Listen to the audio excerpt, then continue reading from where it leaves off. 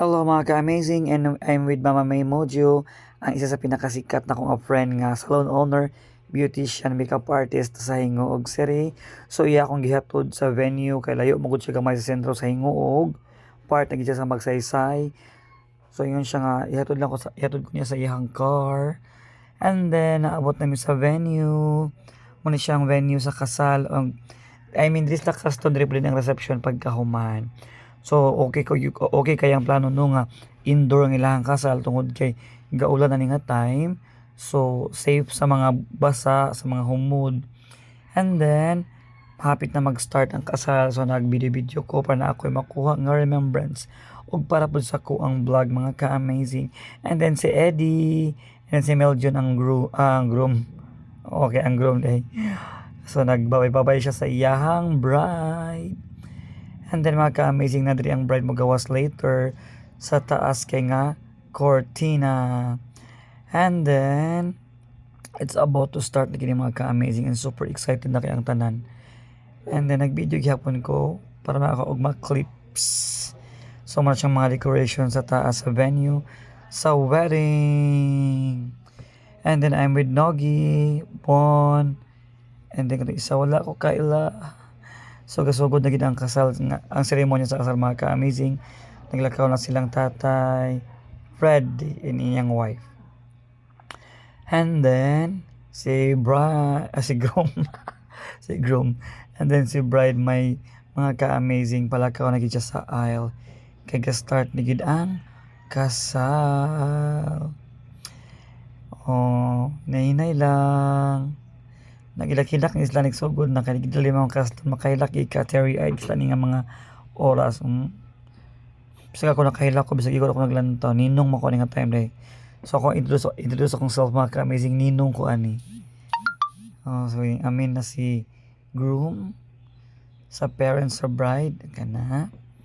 Then shake hands sa pinakadugay. And then yan din gitagbo si bride mga ka-amazing padulong sa altar. Oh, nahinay lang Meljon and Kay. And then mga ka-amazing, muna na siya yun nga. Nagsugod na si pastor. Mga bisita, ninang, bridesmaid, a whole entourage, mag-videoan, and akong gyapil sa kilid kay medyo gigutom na tani nga time.